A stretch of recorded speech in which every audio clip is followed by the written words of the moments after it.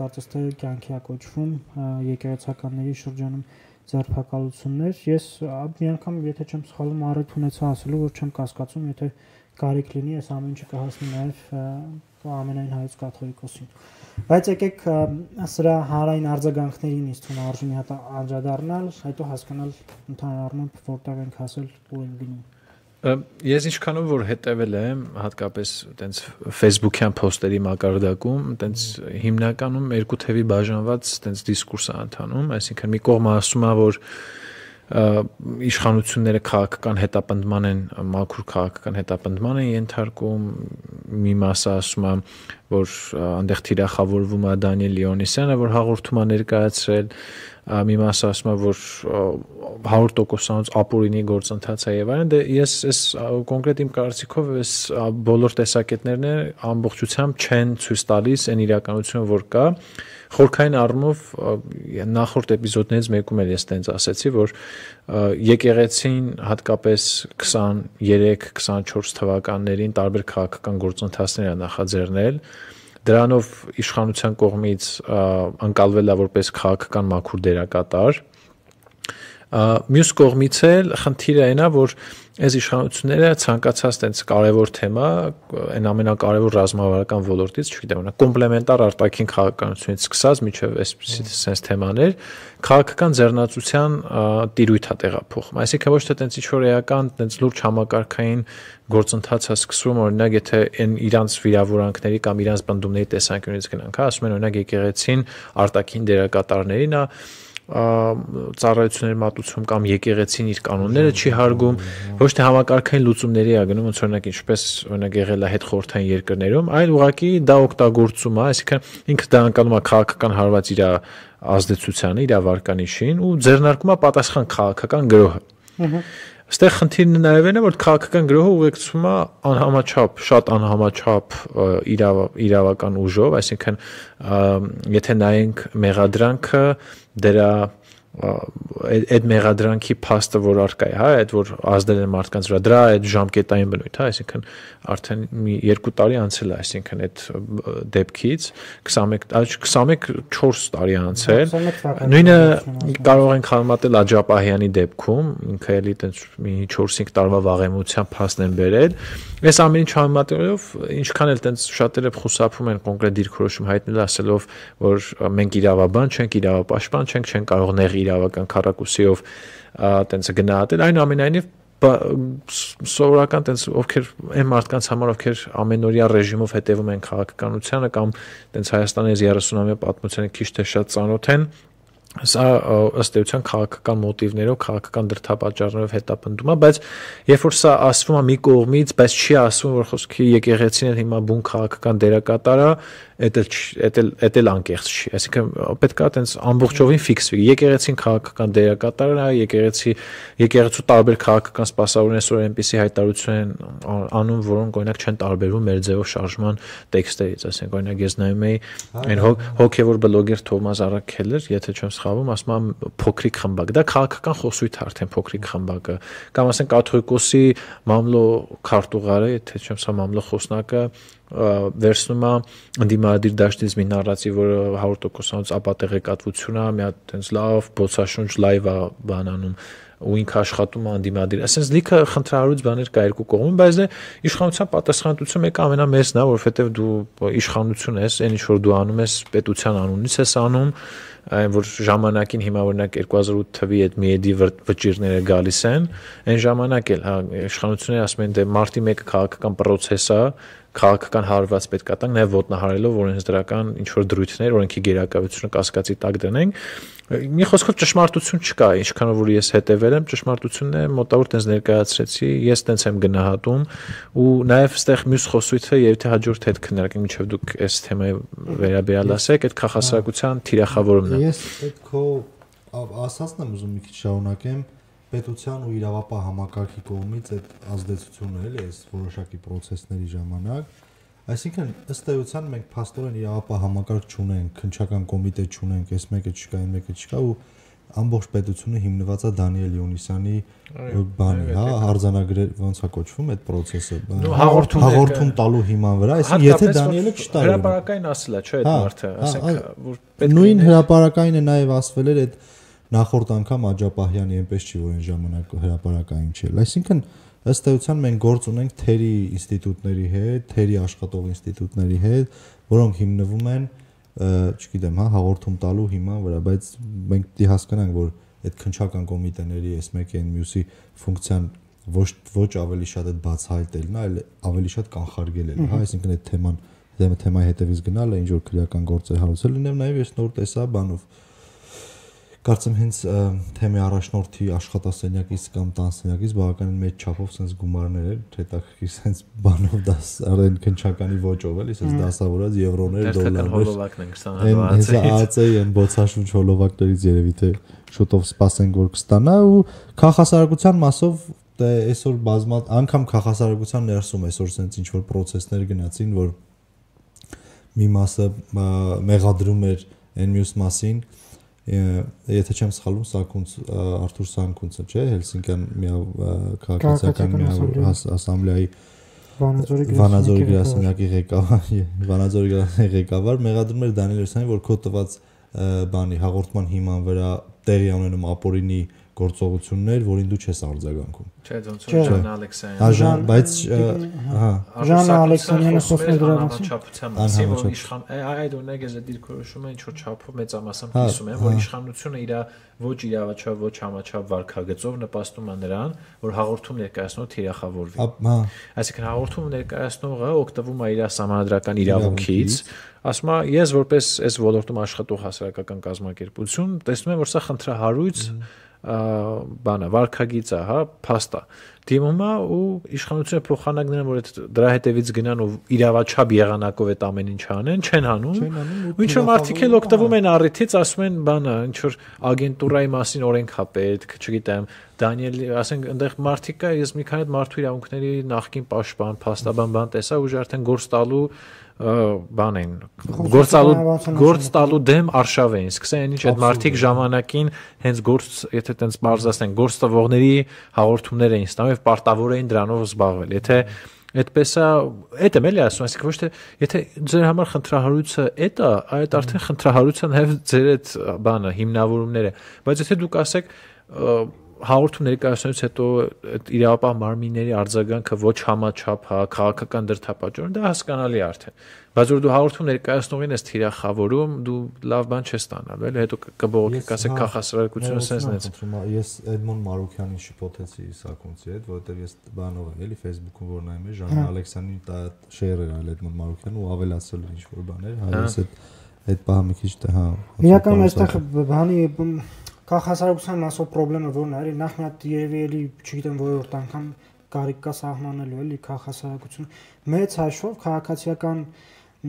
հասարակության կազմակերպությունները դրանք են կազմակերպություններն են, որոնք գործում են պետությունից եւ քաղաքական կուսակցություններից անջատ, ընդ որում նաեւ բիզնեսից ինչ որ իմաստով նաեւ անջատ եւ հանրային շահն են հետապնդում։ Հիմա հանրային շահի տեսանկյունից դու չպետք է բռնես ընդդիմադիր կամ իշխանամետ դիրքերը, որովհետեւ հանրային շահը ենթադրում է հանրային շահ։ Եվ եթե դու քաղաքասարակության ներկայացուցիչ ես, քո խնդիրը այն է, որ դու փորձես հենց այս երկու բևեռներից դուրս մտածել եւ դիրքավորվել։ Դա իհարկե բարդ process է, բայց անհրաժեշտ process է։ Ինչ վերաբերում է օրինակ հիմա Դանիել Յոնիսյանի թիրախավորման մասով, որ Դանիել Յոնիսյանի կարելի է թիրախ ընտրել շատ ավելի տեղին եւ ավելի հիմնավորված։ Այն որ որևէ մեկը հաղորդում է ներկայացնում ենթադրյալ հանցագործության մասին եւ դուք դա թիրախավորում եք, մենք ստեղծում ենք պարարտ հող, որոնք քրեական բարքերը էլ ավելի աճ են։ Մի բան, որ Հայաստանում կարծես թե իշխանության թողտվությամբ էլ այս օրերին եթե չանդրադառնանք, ասենք այն խուլիգանական կամ սպանությունների դեպքերին, որ մի ամիսա կարծես թե ամբողջ հանրապետությունը չի հանդարտվում, տարբեր մարզերում ինչպես կարծես թե մրցավազք է, որ մարզը ավելի շատ կրիմինալ դեպքեր կարձանագրի։ Ձերժավա Արկադիի հետ կապված։ Այսօր էլ հայրատան մոտ ինչ որ կրակոցներ ա եղել եւ այլն։ Հիմա այս մասով, այսինքն եթե ինչ որ մեկը առերևույթ հանցագործության մասին հաղորդում է ներկայացնում, այս մարդը չպետք է դառնա թիրախ։ Այլ հարց, որ մենք այստեղ տեսնում ենք կողմնակալություն եւ դա էլ դեռ պետք է ուսումնասիրել ու հասկանալ, որովհետեւ ես չգիտեմ, ես Դանիելին առիթ ունեցել եմ, օրինակ Դանիել Յոնասյանին առիթ ունեցել եմ հենց այս թեմայով քննադատել ընդ որում հրապարակային Facebook-յան մեկնաբանություններում եւ հետո հրավիրել եմ հարցազրույցի առիթ եղել է խոսելու։ Հիմա կարելի է օրինակ եթե ուզում եք հասկանալ արդյոք Դանիել Յոնասյանը որպես քաղաքացիական հասարակության կազմակերպության ներկայացուցիչ անաչառ թե անաչառ չի, եկեք մի հատ մոնիտորինգի ենթարկենք իր գործունեությունը հասկանանք։ Նայենք, քննադատենք ըստ տեղին եւ ոչ թե օրինակ ու դա մեկ էլ խնդրեմ է, որ ասենք քաղաքացիական հասարակության կազմակերպության որևէ ներկայացուցչի գործունեությունը վերցնել ու պրոյեկտել ամբողջ կազմակերպությունների վրա ու մի հատ ընդհանրական sense գնահատական տալ ու ասել, որ այսպես է, սա է մեր քաղաքացիական վիճակը եւ այլն։ Հատկապես 2018 թվականի իրադարձություններից հետո Հայաստանի Հանրապետության այս ներքաղաքական կյանքում քաղաքացիական հասարակության կազմակերպությունների այսպես կյանքն ու գործունեությունը ակնհայտորեն տարբերվում է մինչեւ 18 թվականի իրադարձությունները։ Այսինքն 18 թվականին մենք գործ ունեինք այսպես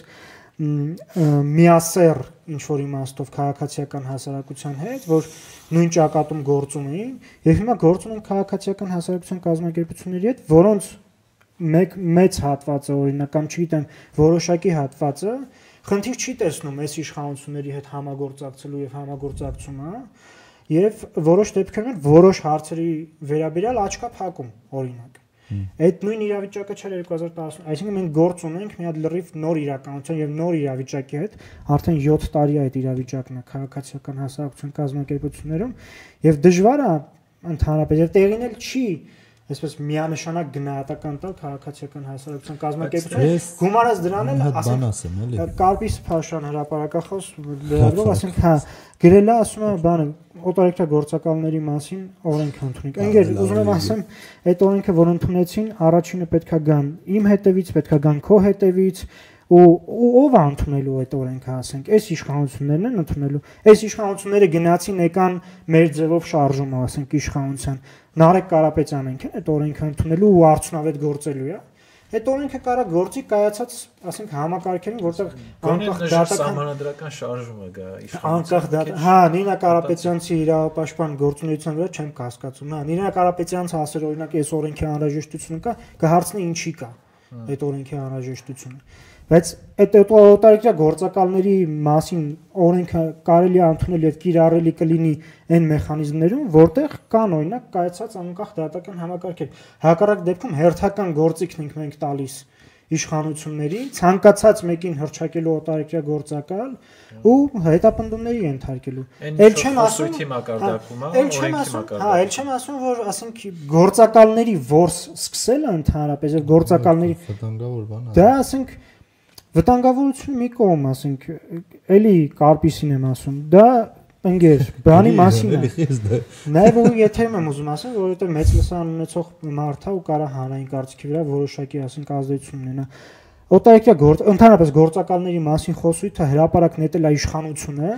եւ եթե մենք խոսում ենք, որ մեր պետության ներսում գործակալներ կան, որոնց հետևից պետք է գնալ, մենք ինչ որ իմաստով անողակի նաև սպասարկում ենք իշխանության շահը։ Ասերով էլի ասենք մի բան որ ինձ թվում ընդհանրապես իր հրապարակային գործունեության հետ համատեղելի չի էլի առնվազն վերջի տարիներին ընդդիմադիր գործունեությունը ծավալում է նայ այստեղ մեկը խնդիրներից մեկը գիտես որն է որ օրինակ շատերը ասում են այո քաղաքասարակությանը համագործակցում է իշխանության հետ հետո սենց եւ այլն նաեւ իրավիճակները ինչով է էլի տարբեր օրինակ 16-17 թվականի ու հիմա օրինակ այն ժամանակ քաղաքասարակությունը ընդդիմություն չէր թիրախավորում Այսօր ընդդիմության ամենաստվար զանգված, այսինքն հիմնական մրցակից քաղաքական ուժերը, ովքեր ձեռնոց են նետում Նիկոլ Փաշինյանին, իրանց համար քաղաքասարակությունը արևմուտքի շահերը սպասարկող սորոսականների զանգվածը։ Այդ պետք է անկեղծորեն դրան առերեսվել։ Օրինակ հիմա դու, ասենք, Նարեկ Կարապետյան կյանքում խոսացել է քաղաքասարակության, Քոչարյանի կարծիքը բեր չհարցնեն, Սերժ Սարգսյանը ընդհանրապես, ասեն, Սերժ Սարգսյանի բոլոր այն մարդիկ, ովքեր Սերժ Սարգսյանի հետ կապակցված են ու խոսում են տարբեր եթերներում, ասենք, ամենավերջին ատելության խոսքն են ասում քաղաքասարակության կազմակերպությունները ու սպասում են նաև առիթի, երբ օրինակ մի քիչ ոչ համաչափ է լինում քաղաքասարակության արձագանք կոնկրետ դրվագի, մի անգամից, հա, մի վայրկյան էլ չեն սպասում Առիթ օգտագործել, ասել արաբախի չեք խոսում, այն ժամանակին սենց է եկանում, նենց է եկա։ Ու ես դա նաև զգացել եմ ին վրա, օրինակ ասենք որ բուհական բարձրագույն կրթության հետ կապված ինչ-որ հարցերում կամ երիտասարդության մեկը ասում են բա ուր են որ սենց էին անում, նենց էին անում։ Այս մի կողմն է, մեկ էլ է մյուս կողմն է, որը շատ գրագետ հաղորդակցություն է վարում քաղաքական, այդպես չի ասում, հենց քաղաքասարակություն սորոսական է եւ այլն եւ այլն եւ այլն, բայց sense ինչ-որ մեղադրանքներով է հանդես գալիս։ Բա դուք այս sense օրինակ մեր ֆինանսավորմանը անդրադառնում եք դրան, իրանք մեղադրում են էլի անաչառ պահվածքի։ Հիմա sense էքստրաորդինար պայմաններ եւ Հայաստանի պատմության մեջ չի եղել, որ կա իշխանություն, որը ունի ամբողջ քաղաքասարակության գրեթե 90%-ի վերաբերյալ մեղադրանքներ, որ դուք անաչառ չեք, մենակ մեզ եք նկատում, մենակ մեզ եք վերահսկում, բայց այդ նորմալ է, որ քաղաքասարակությունից իշխանությանը վերահսկի։ Եվ ունես ընդդիմություն, որը պահաբաց չի թողնում, քեզ ասի օտարերկրյա գործակալ, սորոսական, բա ուր էիք, բա էս ինչը եւ այլն եւ այլն։ Հիմա այս պայմաններում ես վստահ եմ, ես օրինակ չգիտեմ, բոլորի սրտով կա քաղաքասարակության մեկ կազմակերպություն, որ համ իշխանության սրտով է, համ օրինակ այն ժամանակին կա, ես հիշում եմ, ես հիշում եմ ժամանակին օրինակ հանրապետական տենց մի քիչ նորմալ են օդիոզ դեմքեր, չէ՞, նորմալ դեմքեր կային, որ երբեմն ասում են հա դե օրինակ իրանց ներկայությունը կարևոր է, բայց հաջորդ պահին ում հետ ինքը այնտեղ սուրճ է խմում, մտնում էր եթեր, ասենք ինչ ասես ասում էր։ Այսինքն տենց ինչ-որ բան կար, էլի տենց դերաբաշխում կար, դուք սենց կարակ ֆրտեք քաղաքասարակությանը, մենք տենց մի քիչ բան դե ԱԺ փոխնախ օրինակ Շարմազանովը տենց չէր ասի, բայց ինչ-որ տենց ՃԿԼԱՍ-ի ինչ-որ բլոգեր, որ կապված է Սերժ Սարգսյանի հետ, կասեր օրինակ եմ ասում, էլի։ Հիմա այս պայմաններում դե էտա դրա համար ասենք այս պայմաններում քաղաքասարակությունը շատ խոցելի է, ոնց ասեմ, ամենախոցելի բանը։ Որ քաղաքացիական հասարակությունները ես չեմ թողում խոսես։ Քաղաքացիական հասարակության կազմակերպություններն էլ օրինակ պետք է կարողանան իրենց մեջ ուժ գտնեն, վերաիմաստավորեն իրենց գործունեությունը նոր իրավիճակում, նոր պայմաններում։ Եվ այն որ ես ասում եմ, սա արդեն 7 տարի անցավ, որ սրա մասին դեռ շարունակում ենք խոսել, այս նշանակում է մեր մոտ ամեն դեպքում կա խնդրեմ։ Հա, ընդ որում եկեք բան չանենք, քաղաքացիական հասարակության մաս են կազմում նաև բոլոր լրատվամիջոցները եւ շատ, ասենք, բլոգերների մի ամբողջ բան շերտ, այսինքն քաղաքացիական հասարակության կազմակերպությունները դրանք միայն հասարակական կազմակերպություններ չեն եւ դեռ ավելին դրանք միայն արևմտյան դրամաշնորներով իրենց գործունեությունը ծավալող կազմակերպությունները չեն։ Քաղաքացիական հասարակության կազմակերպությունները Գերչակով ֆոնդից ոչ ֆորմալ կրթություն կազմակերպողներ։ Այնքան մեծ է այդ շրջանակը, որ չգիտեմ, ասենք դժվար է եւ տեղին էլ չի ընդհանրական տես գնահատական տալ առանց լուրջ քանի որ քաղաքացիական հասարակության գործունեության մասին խոսք գնաց ու Յուրին հիշեց 2018-ին, որ ուսանողական շարժման մեջ էր ռեստարտը ու տարբեր process-ների մեջ էր, մի օրեր առաջ ազգային ժողովը ընդունել է բարձրագույն կրթության մասին օրենքը, բարձրագույն գիտության մասին օրենքը, որում ուսանողական ինքնակառավարման մասով օրենսդրական փոփոխություն կա, որի համահեղինակը նաև Restart հիմնադրամն է, Եվրասիա համագործակցություն հիմնադրամի հետ, այս գովազդային էլի իշխանությունների հետ աշխատել ենք։ Դու այնտեղ քո խոսքում նշեցիր, որ բայց քաղաքասարակություն ոնց որ ամոթ չի էլի իշխանությունների հետ աշխատել, այդ քաղաքասարակության այնպես չի որ այս աթորին նստել է, ասենք Գեղամ Մանուկյանը, Աննա Գրիգորյանը, շուտով կնստեն այլ մարդիկ, ասիկան նաև ամոթ չի ինդիմության հետ։ Ամոթ չի ինդիմության հետ, քաղաքասարակության ֆունկցիան կոնկրետ մեր մասով, հա։ Այդ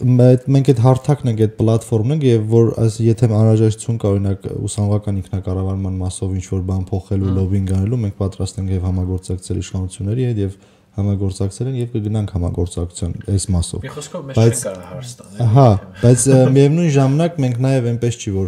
առավոտից իրիկուն իշխանության բանով ենք էլի ոնց որ նաեւ մենք հարթակ ենք տրամադրում ընդդիմադիր քաղաքական գործիչներին, ուսանողներին հնարավորություն ենք տալիս ընդդիմադիր քաղաքական գործիչների հետ հանդիպումներ ունենալու ուղիղ հարցեր տալ։ Մի խոսքով քաղաքասարակության ֆունկցիան մի քիչ ինձ թվում է բանարած, ասենց ձևախեղված է պատկերացումներն, որ եթե այդ 18-ից առաջ քաղաքասարակությունը հա տենց ինքը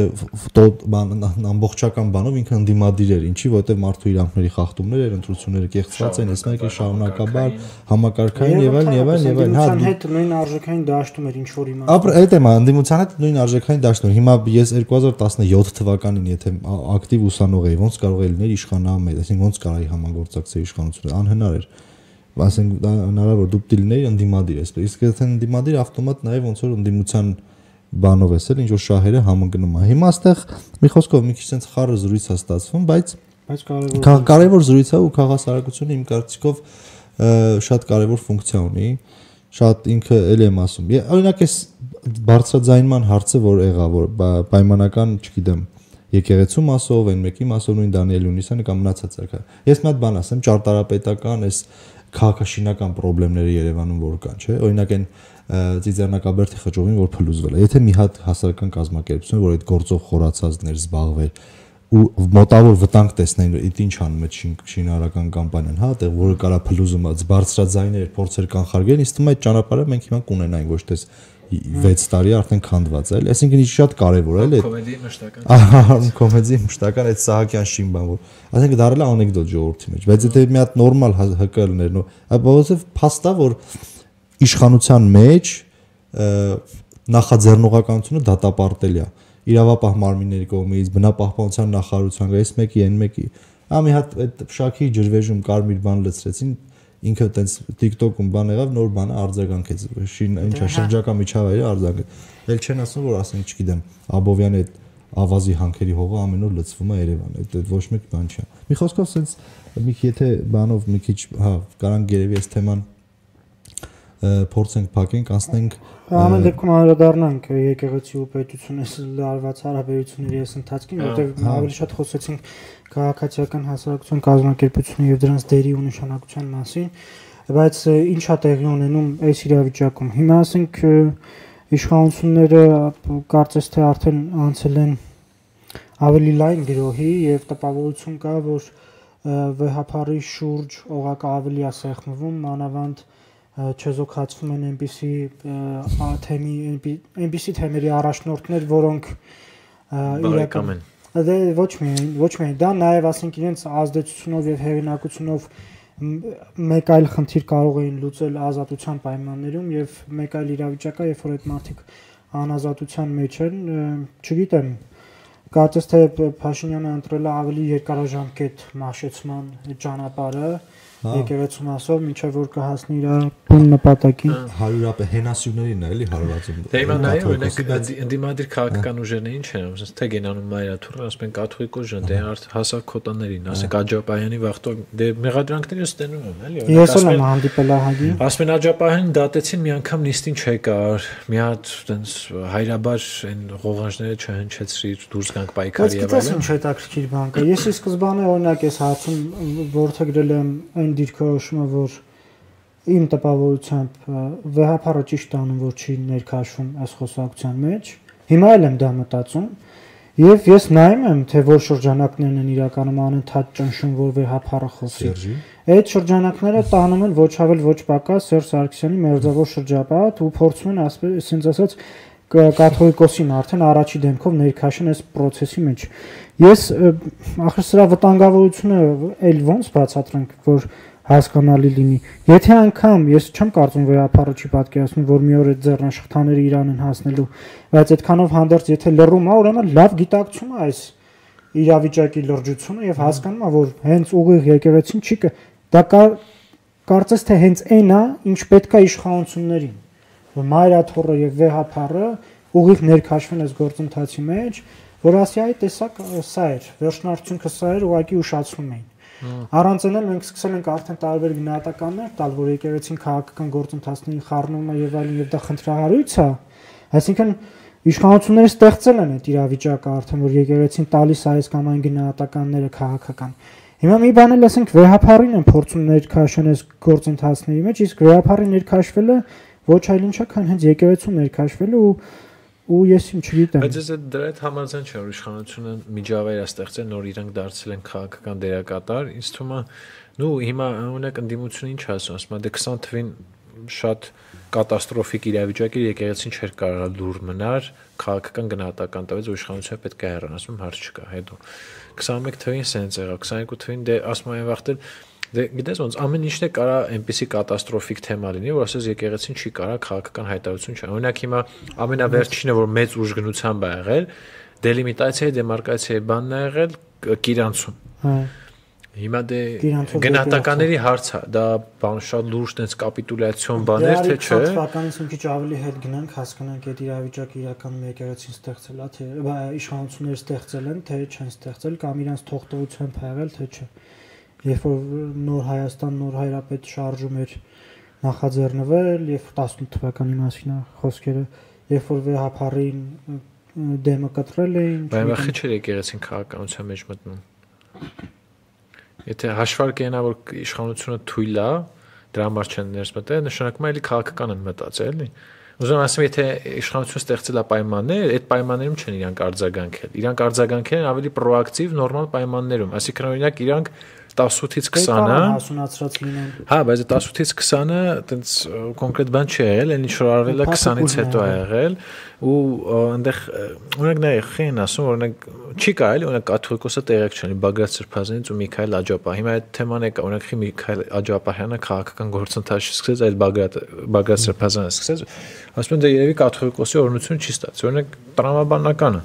Օրինակ չի կարելի, ես իմ Սրբազան, ինչ որ մի հատ Սրբազան ինչ որ բան սկսի։ Այդ միանշանակ է, որ դե այդ եմ ասում, դրա համար կաթողիկոսի իմացություն։ Դրա համար հա, մի կողմից էլ եթե կաթողիկոս հենց իր դեմքով լինի, շատ լուրջ արճակատում կլիներ, ես հիմա օրինակ պատկերացնում եմ մարդիկ կան, ասենք, բանի կռիվ, գիտես, ոնց որ տենց հավատ բան էլի հավատի կրոնի պատերազմ կլինի։ Հա, դից ինչ որ մի բան կլինի։ Ես համաձայն եմ, որ հա, եթե ինքը իր դեմքով լինի, ավելի կոշտ կարտա, բայց դե ասել որ խոսքը ինքը կապ չունի, մի քիչ էլի հեռու է։ Չէ, միանշանակ է, չի կարող ասենք, հատկապես այդպես հիերարխիկ կառույցում մեկը մյուսից տեղյակ չլինեն, էլի։ Ուղղակի ինձ թվում է ամենասրող պահը եղել է մեկը Բագրատ Սրբազանի սկսած շարժումը, որովհետև իրականում եթե այս իշխանության տեղը լինի, իրոք կհավատայի, որ սա լուրջ process է, որովհետև հիշում ենք 50000 մարդ հրապարակում էր։ Իշխանության վախը բռնեց։ Ու դա հա, դա հարված էր, դա ասենք մարդիկ, օրինակ, չգիտեմ, այդ ովքեր են եղել քաղաքական տեխնոլոգները, բայց այդ սպիտակ հագուստով հոգևորականի գլխավորած շարժումը, տենց ինքը իրականում հասարակության ինչ-որ սեգմենտի համար ոնց որ sense թե ինչ որ նոր կոնսոլիդացիայի կոչեր, թե եւ այլն, ու իշխանությունը ասես դե որ տենց հա, եթե դու կարողանում եք արդեն իսկ նաեւ բաներ լուրջ բան ստեղծել հողի վրա, մենք հա գոտկատեղից ցած հարվածները մենք այն ու ամենայնիվ եթե զուտ քաղաքական, չոր քաղաքական հաշվարկողն է, այդ օբյեկտիվը, որս էլ լինենք իշխանության, գնալու ենք այդ քայլերին, այդ որ քայլերին եկեղեցուն հիմա ենթարկեցնելու իհարկե ինչի մասնա խոսք ասեմ մտել եք այդ process-ի մեջ դե ոնց որ հա կարելի համագործակցել ինստիտուտը ոչ թե ինտերվյու իսկ չի թվում որ չի համագործակցել որովհետև եթե հիշում առաջի պատմական սելֆին բան գարեգ բանի հետ վեապարի բայց եթե հետաքրքիր է չէ հիմա ամենալուրջ սրբազանները որ լուրջ ազդեցություն ունեն արանքից դուրս են գալի հիմա ոնց որ անցած անգամ Գագին բերի դիրքերը կարող է ավելի ամրապնդել դրանով եթերներից մեկի ժամանակ մենք մեկը մի օր լինելու էր չէ՞ այդ կոնտրաստը լիք խնդիրներ կան ներսում բան հա եթերներից մեկի ժամանակ մենք ոնց որ բան կանխատեսում արեցին որ հաջորդում կձերբակալեն ու գուգարած թեմի առաջնորդի վրա տարանք սլակները բայց պաստորեն արագացոտի վեքսալեցի եթե լինի իրոք հաջորդինք շատ ագրեսիվ բանի մեջ է էլի ոչ դիրքորոշումներով հանդիսակել հա բայց իրոք ժորդ ես այդ բանը չեմ հասկանում ասենք դες դեմ ասենք եթե նորմալ ասենք ուրիշ մարդիկ չեն տենում ասենք ես այդ մեր ձևով շարժման ասենք հավաքն եմ տեսել ախր գոնե ինչ որ չափով ինչ որ մարդկանց թիվ կա որ ճանաչում եմ ասենք կոնկրետ ասենք չգիտեմ հոգեոր սպասավորի վարորդը ինչ որ ասենք իր ունեցած ասոցիացվող բիզնեսի տա նորենը ասենք գնացել այդ շարժման առաջին շարքում կամ լավ 10-րդ շարքում նստել էին մեկը ես այդ բանը չեմ հասկանում էլի ասենք մեկը ես նայել եմ օրինակ Google-ից թեմի առաջնորդի ասենք հարցազրույցներն է դա ասենք կոնկրետ քաղաքական գնահատական ես այնց լավ ավելի կոշտ է քաղաքական գնահատականներ տալիս ավելի քաղաքական է խոսում դաժե sense ասեմ էլի ավելի process-ի մեջ են հիմա իրենք քան մենք հիմա sense ասեմ հիմա մենք podcast ենք անում քննարկում ենք եւ այլն բայց հիմա պետք է ընդունենք որ եկեղեցու որոշ սպասավորներ ավելի շատ են հիմա քաղաքական քան մենք այս երեքս որ հիմա նստած խոսում ենք լուրջ եմ ասում իմ մոտ այդ տպավորությունն է լավად չի քաղաքական մտածողություն քաղաքական պատասխանը ստանում են ու քանի որ իշխանության գործիքակազմը լայն է հաներես չի այս իշխանությունը սուրբ է մենք նենց չի մտածում ենք որ քաղաքական պատասխան ասելով մենք նկատի ունենք քաղաքականության այսպես գրված ու չգրված կանոնների համաձայն եւ իհարկե ապօրինի պատասխաններ են ստանում, էլի, ասենք, այդտեղ տպավորություն չստեղծվի։ Դե օրինակ նայ, իշխանությունն ասում է եկեղեցին անջատ է պետությունը, այդ սկզբունքը չի մեկնաբանվել։ Հիմա օրինակ նայ, ես դե հիմա իրավաբան չեմ, բայց եթե ասում եմ եկեղեցի անջատ է պետությունից, մեկը սենց է։ Ասում է, հա, բայց կարա ինքը քաղաքական կարծիքներ արտահայտի։ Օրինակ ես դες չեմ հասկանում, դա պետք է միած համանդրական դատարան եւի դիմեն։ Կարա։ Մեկնաբանեն։ Կրոնի մասին օրենքներ։ Այդ ոնց է, բայց որ գծերով է գնում, ասենք որ եկեղեցու սպասավորը քաղաքացիական շարժում ան, ասենք ակտիվիզմով է զբաղվում։ Դա հիմա կոչ անում։ Դա հիմա չի կարանի։ Դե այդ եմ ասում, այդ գիծը հա բայց այդ եկեղեցու հոգևոր առաջնորդի կողմից արված քաղաքացիական շարժումը նույնն է, որ դու անես որևէ շարժում, որևէ կերպ չի տարբերվում։ Դե հիմա այդ է, էլի, հիմա դու օրենքի մակարդակում էլի նկատի։ Նայ, եթե դու նայ, հիմա ասենք դու համ հոգևոր իշխանություն ունես, համ էլ քաղաքական իշխանություն ունես։ Ես էլ կարա հիմա դե բանը մեծանել համարում է 4 իշխանություն ունես, կարաս ասես դու էլ իշխանություն կարող ես որևէ լրագրողի, ասես որևէ ռեսուրսները դու մի համեմատի, բայց կարա չէ լինի մի հատ այլ մեդիա կազմակերպություն, որ ունենա այդքան ռեսուրսներ, տեսականորեն։ Կարա ինչի՞ կարա։ Ուղղակի չէ, այդ գիծը ես չեմ տենում հստակ։ Ինձ համար օրինակ դա հստակ չի, որ փուլից է համարվում, որ ինչ որ բան օրինակ միջազգային կոնվենցիա է խախտվում, չգիտեմ, ես այդ բանը չեմ հասկանում։ Հետո էլ, հա, ասենք հիմա եթե տենց շարժվենք, ասենք մարդը կա ասում օրենքով նե շարքել, որ բանը սրբազաններից մեկը լինի, բան, քաղաքապետի տեխնացու օրինակ։ Կարա վարչապետը։ Այդ եմ ասում։ Դե հիմա նայ, այդ այլ է հարցը, ասենք հիմա դա օրինակ հստակ մեկնաբանված չի ու ասենք քաղաքական թեմա է դառնում։ Մեկ ուրիշ բան է հասկանում դրա տակ, մեկ ուրիշ բան է հասկանում։ Օրինակ ես միջև հիմա դες չեմ խորացել այդ թեմը, բայց ինձ համար հետո որ տենց ասում են կասեն ամրագրում է, կնայես ընդհատում չէ, որ պետության եւ եկեղեցու հարաբերությունները կարգավորվում են օրենքներով։ Հիմա ասենք կա Հայաստանի Հանրապետության օրենքը կրոնական կազմակերպությունների մասին։ Հայ առաքելական եկեղեցին կրոնական կազմակերպություն է։ Հիմա կրոնական կազմակերպություններին չի արգելվում, կրոնական կազմակերպության որևէ անդամի չի արգելվում քաղաքական գործունեությամբ զբաղվել։ Հասկանում ես, այդ առումով խնդրեմ չկա մեծ հաշվով։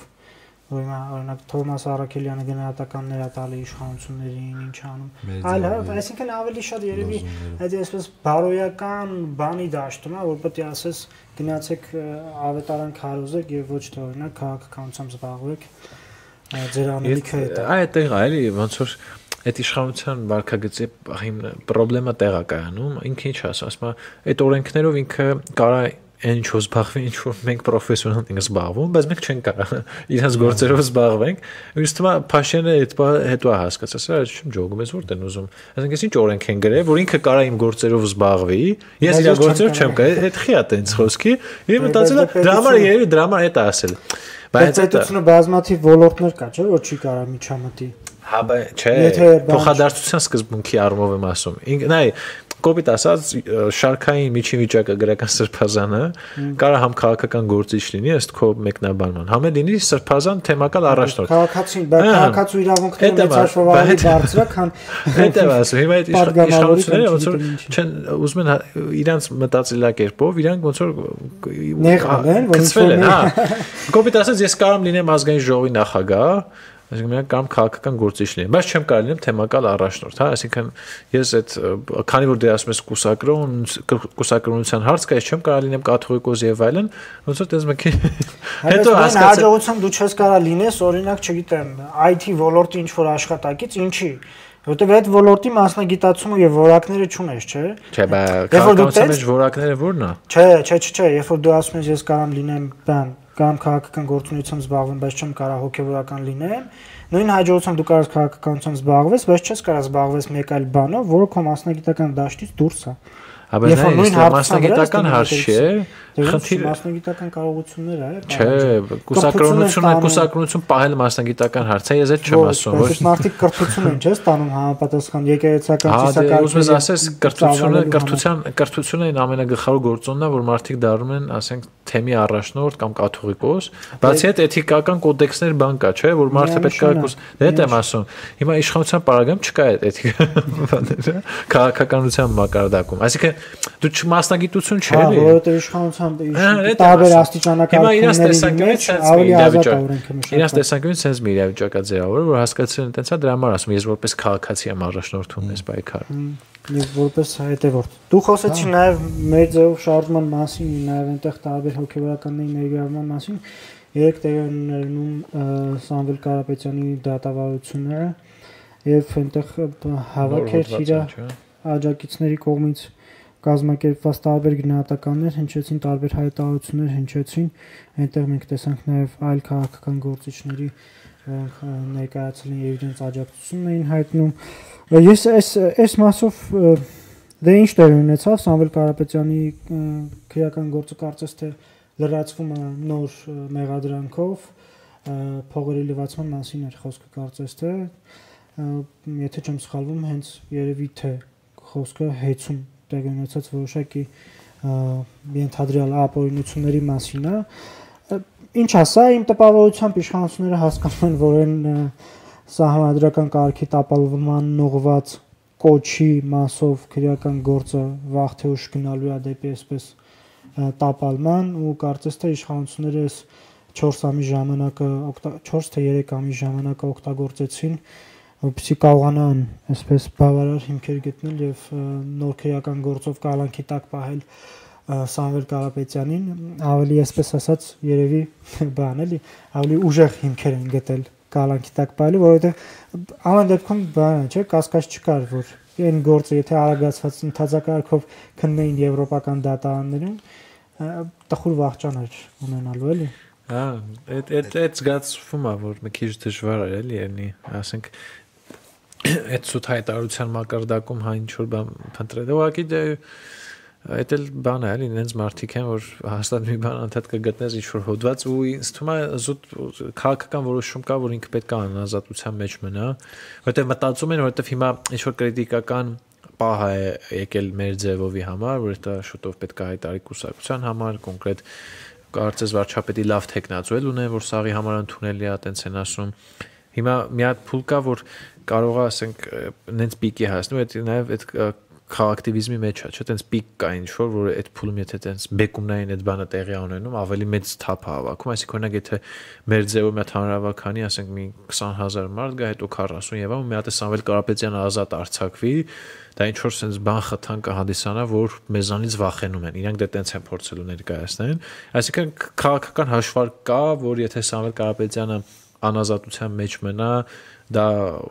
բան ավելի շատ կհարվածի մեր ձևովի հեղինակությանը ինչքան իրանք ասեն այդ տեսնում եք մեզ հետապնդում են նշանակում այդպես թեզ կա Իդմոն Մարուքյանն այլի ասում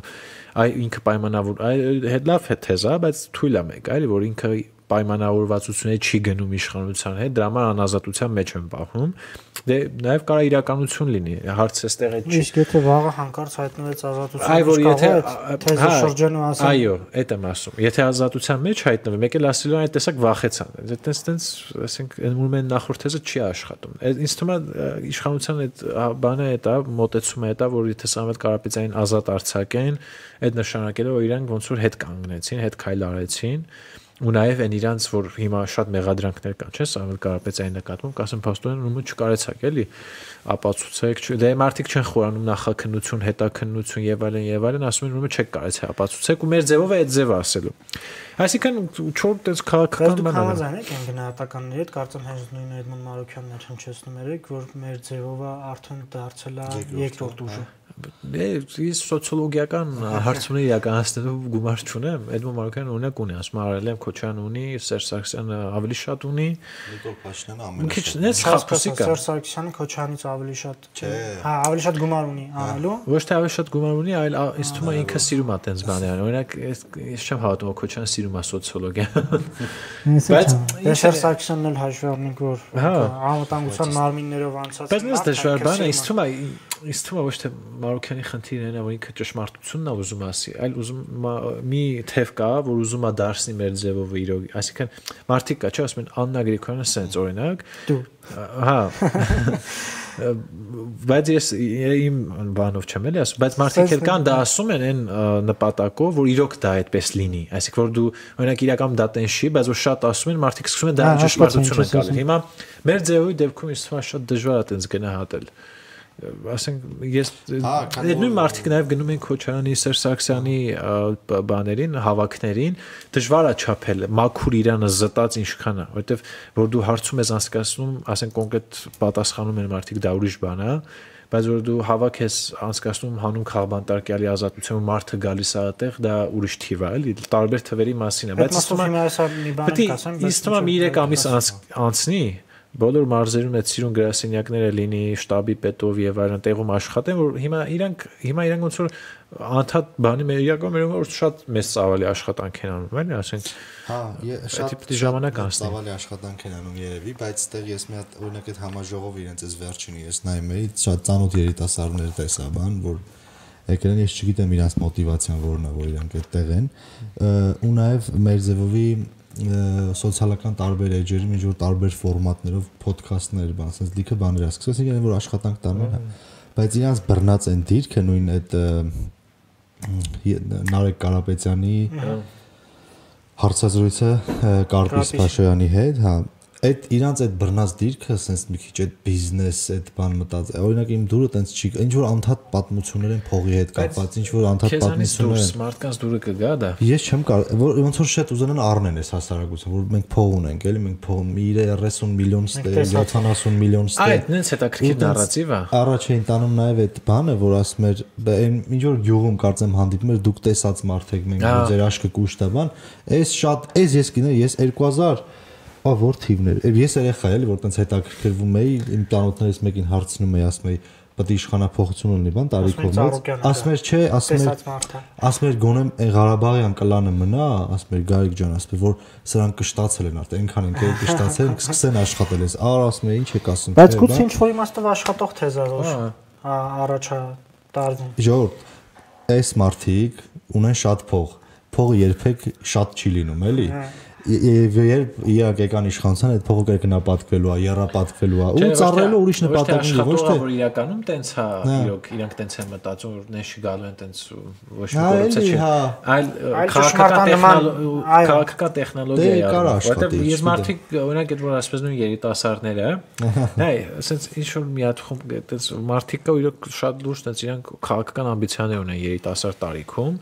իրանք ասում են օրինակ Սպիտակ ուժը, էլի Մարուքյանի թեզն է, իրանք Նիկոլ Փաշինյանի վարած քաղաքականության ուժողն են եղել, դեմ են ամեն ձևի Նիկոլ Փաշինյան եւ այլն, բայց ընդդիմադիր դաշտում ու տեսել են չեն ուզեցի ասոցացվեն, հիմա ըստ իրանց կարծիքով Սամվել Կարապետյանց ուժը, այն ուժն է, որը ոնց որ թե այդքան էլ նախքին չէ, էլի։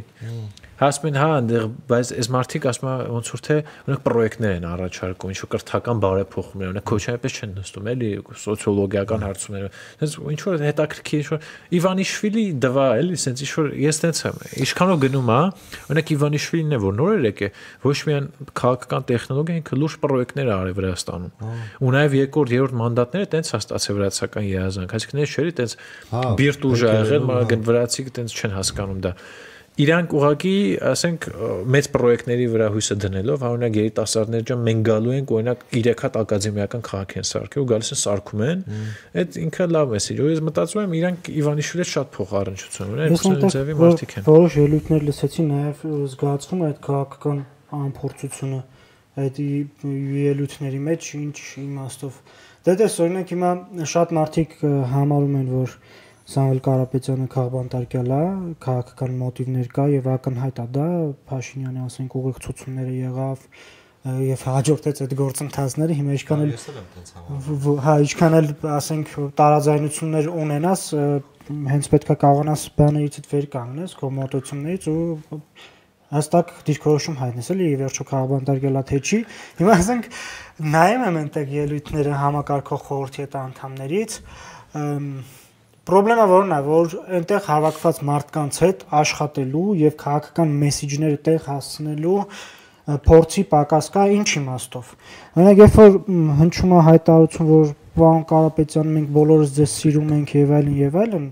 ես ուզում եմ այդ մարդկանց ասել, որ այդտեղ կարող են լինեն մարդիկ, ովքեր չեն սիրում։ Ոչ մի սիմպաթիա չունեն, բայց ունեն քաղաքական որոշակի սկզբունքներ, քաղաքական որոշակի այսպես մոտեցումներ, որից ելնելով էլ օրինակ այդտեղ են հայտնվել եւ օրինակ չգիտեմ, ես ժամանակին Արմեն Աշոտյանի հանրապետական իշխանության դեմ այդքան տարիներ պայքարել ենք, բայց որ ես տեսել եմ քաղաքական մոտիվներ կամ քաղաքական հրահանգով իր կալանավորումը տեղի ունեցել, ես ասել եմ, որ Արմեն Աշոտյանը քաղբանտարկել է։ Բայց այդ ոչ մի դեպքում ինչ չի դարձրել Արմեն Աշոտյանի այսպես ֆանատը կամ Արմեն Աշոտյանին իմ համար չի դարձրել ամենասիրելի քաղաքական գործիչը, էլի։ Բայց այդ անփորձությունը նաև այդ մեսեջներից զգացվում է, էլի, որ պարոն Կարապետյան, այս մարդիկ բոլորը ձեր համար են, բան ուզում եմ ասեմ, ժողովուրդ քաղաքականության մեջ շատ հաճախ նաև լինում է, որ մարդիկ անձերի համար չեն լինում որևէ տեղում կամ որևէ process-ում, այլ լինում են քաղաքական սկզբունքներ եւ քաղաքական նպատակառույցներ։ Նույն մարզերում հերավոր Սամվել Կարապետյանի մարդիկ չեն դիտարկում որպես Նիկոլ Փաշինյանին այլընտրանք։ Դրա համար, քանի դեռ մեր ձևով չի ասել իր վարչապետի տեխնացուն ով է, այդ իմանալ իրանք ինչ կարծես թե այդ մասով էլ մարդիկ այդ ձև են, հա, Կարեն Կարապետյանի մասով իրականում հետաքրքիր տակտիկա է, այսինքն իրանք ուսումնասիրել են, որ Կարեն Կարապետյանը, որ 17-ին դաժե հանրապետական այդ վատ վախտերով կար, մարդկանց մի մաս կար, որ հանրապետական չէր սիրում, բայց Կարեն Կարապետյանը սիոնակ ես հիշում եմ, որ ես Իջևանում եմ, հա, տենց անչափահաս է, անչափահաս տարիքում, ասենք, մեր տենց թաղում տենց մարդիկ են, որ չեն սիրում, զզվում են, էլի, ասենք, կարող ասենք, հա, այդ ընտրակաշարքը վերցը, բայց զզվում են հանրապետական, հոգնել են, էլի, ասենք, այդ օդիոս դեմքերից բան, կամ նույնիսկ թաղամասի մակարդակում այդպես զզված վիճակ էր, բայց Կարեն Կարապետյանն ասում է ինքը հետաքրքիր է, ասում է ինքը եկել է կոռուպցիան վերացնել, ասում է տեսել ես ոնց է մարզպետների հետ խոսում, ասում է այդ էր մեզ պակաս, ասում է Սերժը դեն չէր կարող խոսալ, ասում է ես եկել է հիմա որ նոր բան լինի, էլի ինչ որ հիմա բայց 18-ից հետո Կարեն Կարապետյանը արդյոք մեծ մարդ է։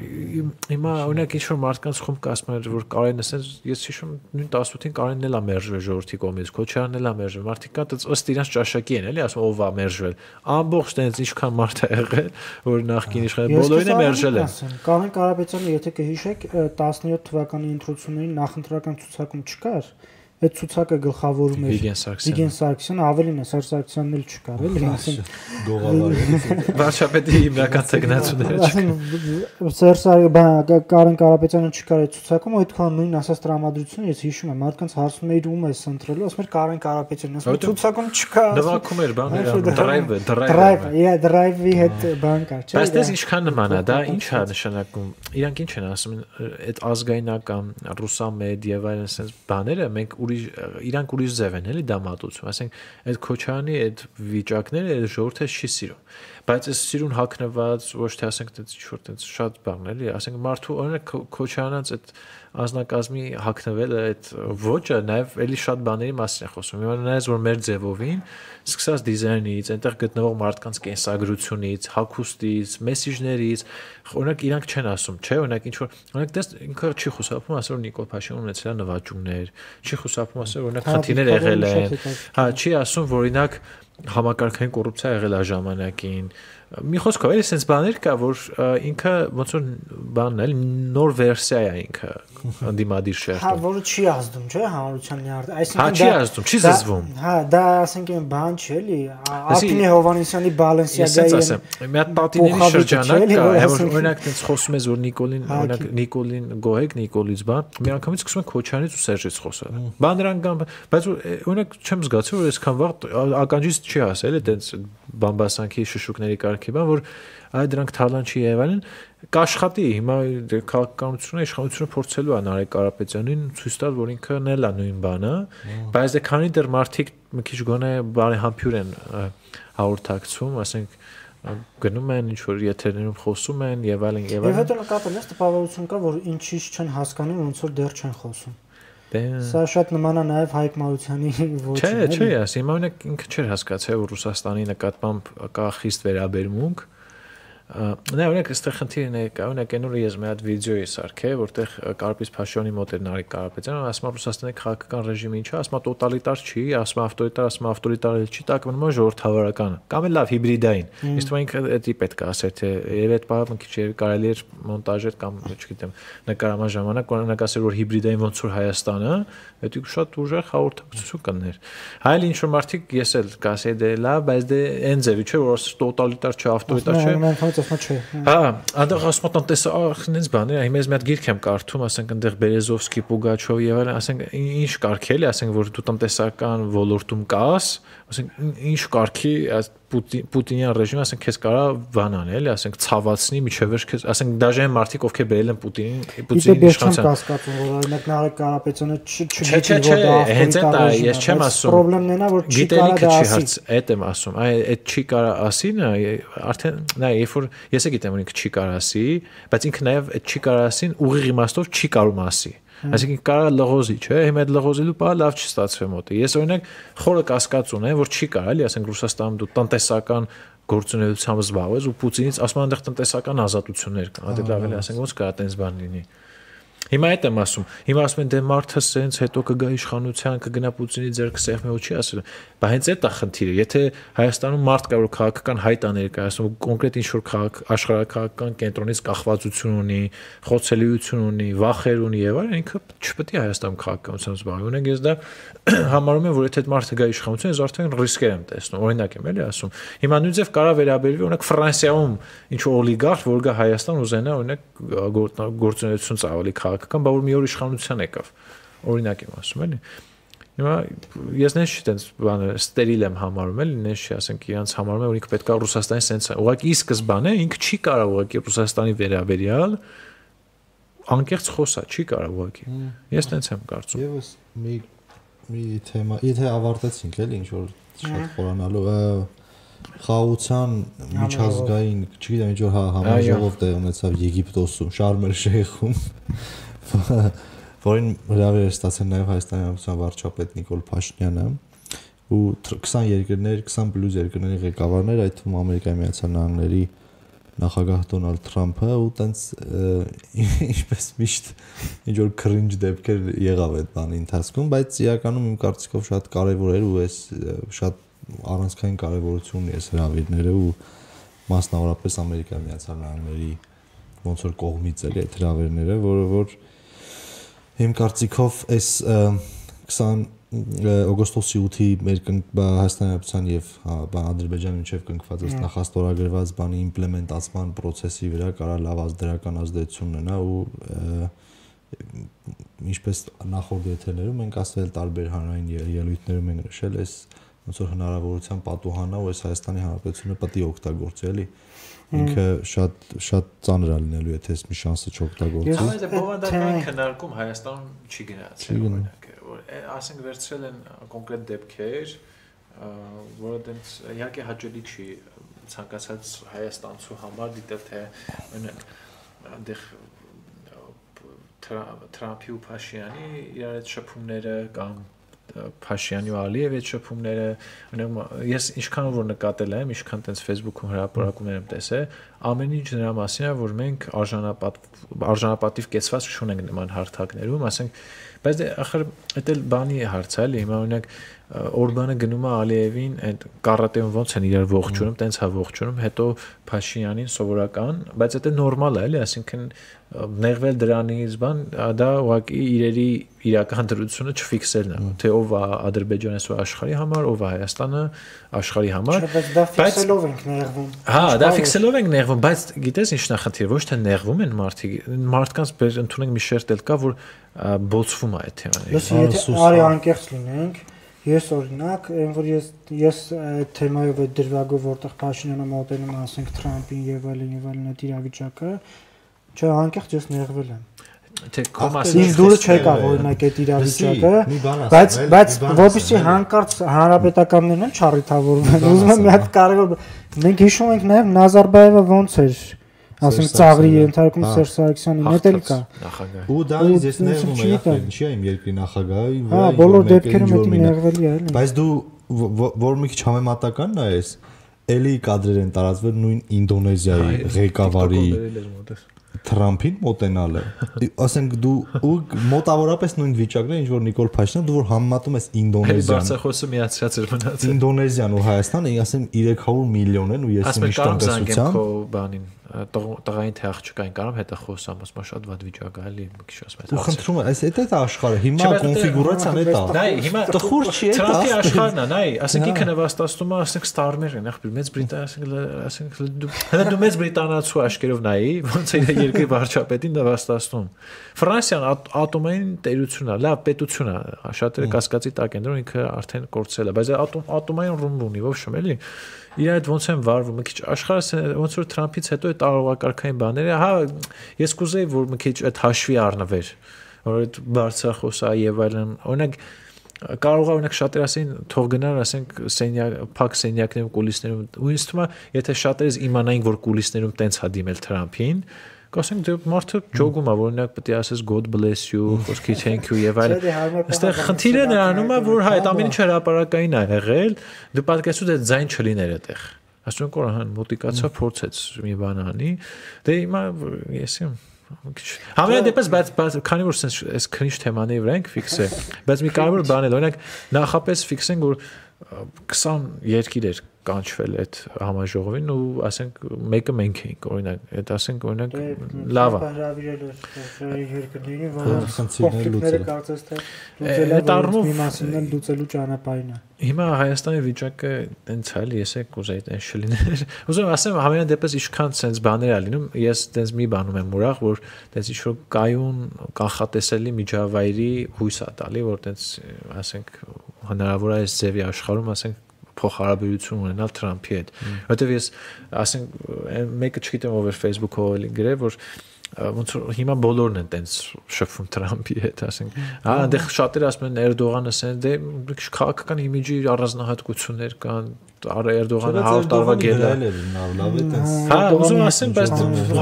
ով հետ եք էլի համեմատում, ասենք, լավ դուք որ լինեիք ինչ էիք անելու Թրամփի հետ, կարող մի ուրիշ բան անեիք, հակառակն էս պատասխան ստանայիք, որ խոսքի։ Հա, կամ շատ անես, դու խոսքով։ Այս էլ ոնց որ կարևորեցինք այդ թեման։ Հա, կարևոր էր։ Այդ բանի աշխարհի ֆուտբոլի առաջնության կվալիֆիկացիայի խաղերն ա գնում նաև այսօր չգիտեմ դրանց անդրադառնալ թե չէ արդեն անդրադառնալ ես ճանաչած եմ երեք խաղից հետո չէ դա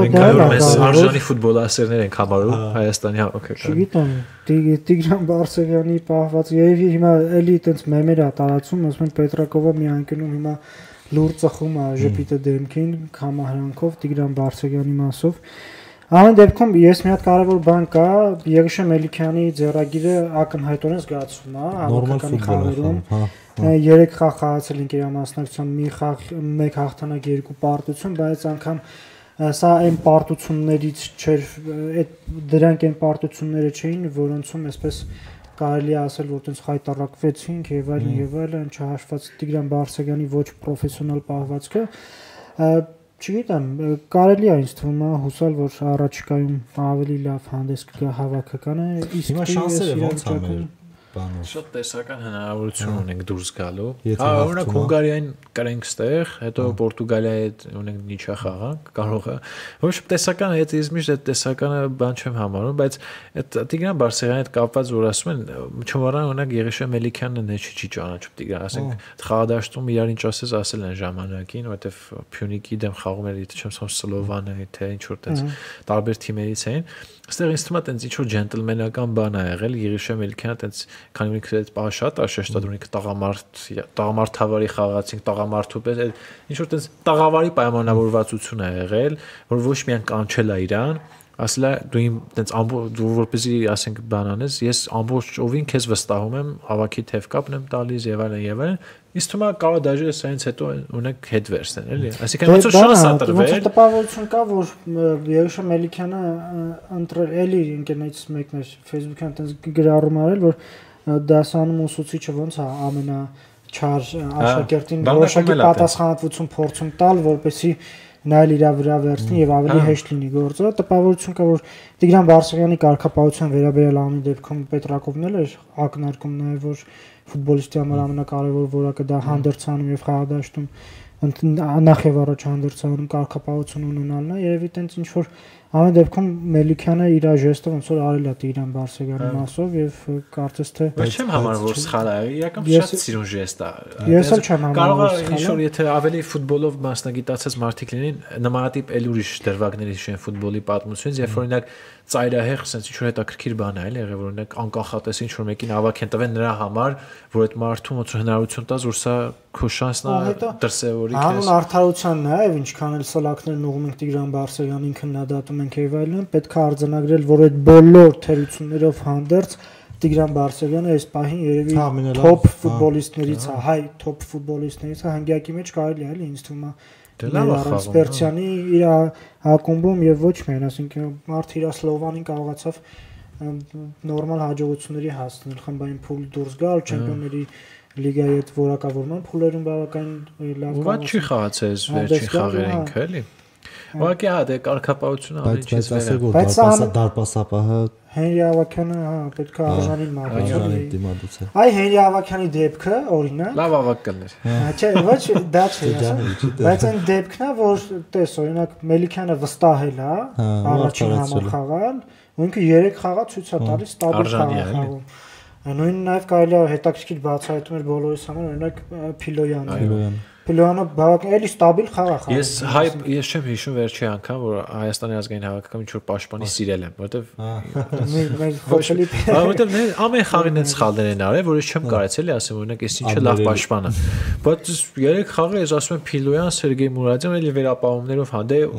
երբ որ դու թույլ ես քո պաշտպանի նկատմամբ ճնշումը մեծ է, սխալները անխուսափելի է։ Բայց ընդհանուր առմամբ Սերգեյ Մուրադյան, Էրիկ Փիլոյան այդ ասենք շատ դուրս խաղում են։ Ես տենց որ նայում ես խնդիրը կիսապաշտպանությունը հարցը, օրինակ ես օրինակ արդեն ֆուտբոլ ենք մենք նայում, բայց օրինակ ես Շիրար Շահոյանի այտենց ներկայությունը չհասկացա դաշտում, օրինակ ինչով է, էլի, ասենք օրինակ կիսապաշտպան ես եզրային, քո ոնց որ ֆունկցիաներ պետք է լինի, գնդակ ստանալ, կատարել ինչ որ դրիմբլինգ, խապսեր եւ այլն, ու փորձել հարվածել, փորձել հարցակողին, ասենք ես տեսել եմ այդ մարդը գնդակը վերցրեմ, ճառը չգնացա հետա տղա։ Ես այդ բանը չեմ հասկացի, իր ներկայությունը ինչով է արդարացված եղել ու դրա համար երկրորդ խաղակեսում Սելարյանը ցույց տվեց թե ինչպեսի պետք է լինի։ Այդ դեպքում այդ ոնց որ պետք է այդ քննադատության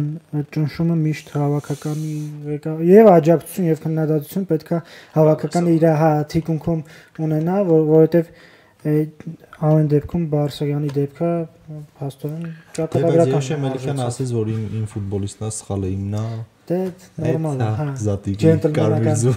զատիկից հետո։ Ջենտլմենական բան։ Երեշե Մելիքյան է, լրիվ այդ ոճի մեջ էր, լրիվ, yeah։ Ու մեկ էլ չգիտեմ, Երեշե Մելիքյանը բավականին ոնց որ շատ էմոցիոնալ բան է։ Մեր մարզիչն է։ Դաշտում նույնիսկ Սպերցյանը ինչ որ մի հատ վատ պաս տվեց դարպասապային, բան չարեց էլի։ Ու պետք է ամեն դեպքում պարոն Մելիքյանը նաև հիշի, որ տեսախցիկները բավականին ուշադիր են։ Okay է, իրականում հա ֆուտբոլում դա լինում է, բայց որոշ դրվագներում նաև ոնց որ Սպերցյանը չխնայեց, էլի դաշտում հենց ինչ որ մի բան ասի, էլի, այնտենց։ Ինձ թվում է բոլորը արդեն հասկացել են։ Ինձ թվում է հավաքականի օրինակ ես առաջին անգամ տենում ես վերջին մի 5 տարվա մեջ, որ խաղացողները ճանաչում են իրենց մարզչին, այդ մարզիչին Զևիա։ Մարզիչն էլ հասկանում է իր խաղացողների պոտենցիալը։ Օրինակ Պետրակովի վաղ երբ թե խնդրեմ մենակ է չէ, էլի Բարսեղյանը թիմը մի քիչ ոնց որ բաներ, օրինակ Սելարյանին հանում էր դաշտից այնպես դժգոհեր, ոնց որ հեղինակություն չէր, իր արածները մի քիչ լավ չէին ընդունվում, ասենք Կապարոսի դեպքում այն առաջ 3 հաղթանակից հետո ընդհանրապես այնպես եւ այդ հաղորդակցության խնդիրներ կա։ Հիմա ինձ թվում է Երեշե Մելիքյանը այնպես լավ գիծ է գծել ինչ որ սաղետ, ասել է ես Զևի եմ, եթե ուզում եք լինի սենս, պետք է լինի սենս, այսինքն ինչ որ այնպես կոնսենսուս կա հավաքականում, ոնց պետք է ամեն մեկը իրան դրսևորի։ Հա, Տիգրան Բարսեղյանը ու շատերը դա նշել են խաղացողներից, ինձ համար օրինակ դա այնպես բան է, այնպես մի քիչ բան էր ինձ համար, ոնց ասեմ, ես դες լավ է զգում որ հավաքականի խաղացողները շատ հարգանքով էին խոսում մարզչի մասին, ասում են մեր մարզիչը շատ ջանք է դնում, ոնց որ գնահատվում է դա, ու ինձ թվում է ինքն էլ է շատ գնահատում։ Օրինակ ասում եմ գնացի այդ բանը, այդ Ռազիվալկա Հանդերձարյան հանդերձարյան ու ասում բոլորի շնորհակալություն հայտնեց, այսինքն դենց չի գնացել, օրինակ Պետրակոյը հիշում ժամանակ կա Ասուսիվը քննադատում էր խաղացում։ Դե բայս այլ ձեր երկիր ոնց որ տենց ասել, ասել Հայաստանը չունի խաղացող, ինձ այն շատ բան մի պահանջեք։ Հիմա մի քիչ sense մի քիչ ինչ որ ինձ համար գոնե տենց որպես ֆուտբոլասերի շատ լավ պայմաններ է հետևելու ընթացքին հետագա։ Հաջողություն մաղթենք մեր հավաքականին եւ ոչ միայն մեր քաղաքական կյանքին էլ հանդարտություն, ինչը որ այսպես անհույս բան է իհարկե ցանկությունը ու թերևս այսօր այսքանով ավարտենք, կհանդիպենք գալիք շաբաթ, շնորհակալություն, որ մինչև այս պահը մեր հետ